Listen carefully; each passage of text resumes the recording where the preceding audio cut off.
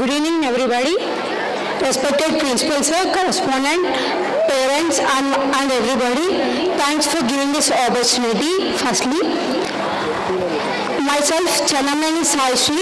I am currently working in a central government employee in the banking sector, and all the hard work, confidence are from the basic level, and the basic level is from our school, Master High School, and I am thankful to the principal sir, teachers, my well-wishers, and the school management for supporting me and helping and guiding even after the completion of the school.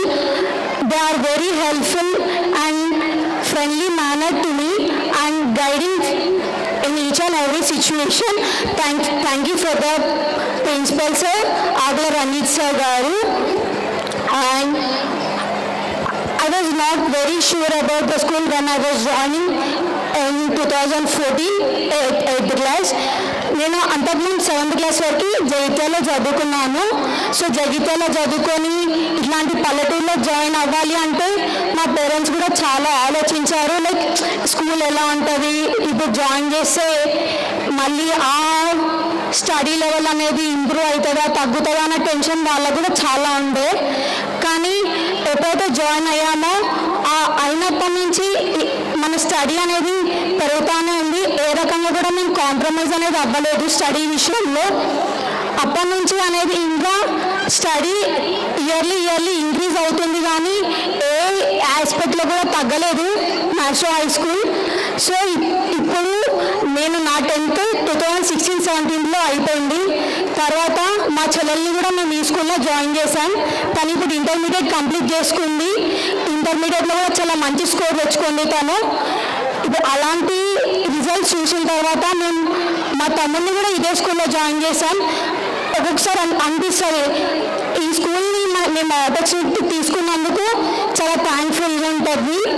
ఎందుకంటే once మనం ఈ school చూస్ చేసుకుంటే never going back.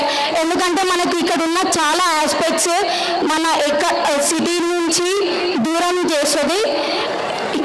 ఏ ఆస్పెక్ట్ని కూడా మనం తగ్గించకుండా co-curricular activities కానీ, IIT level foundation కానీ, studies విషయంలో అన్ని విషయాలలో మనకి వీళ్ళు హెల్ప్ చేస్తూ ఉంటారు. ఇప్పుడు స్కూల్ అయిపోయింది కదా అని చెప్పేసి వీళ్ళని వదిలేయడం అనేది జరగదు ఈ మేనేజ్మెంట్లో. అది స్పెషల్ ఎక్స్పీరియన్స్.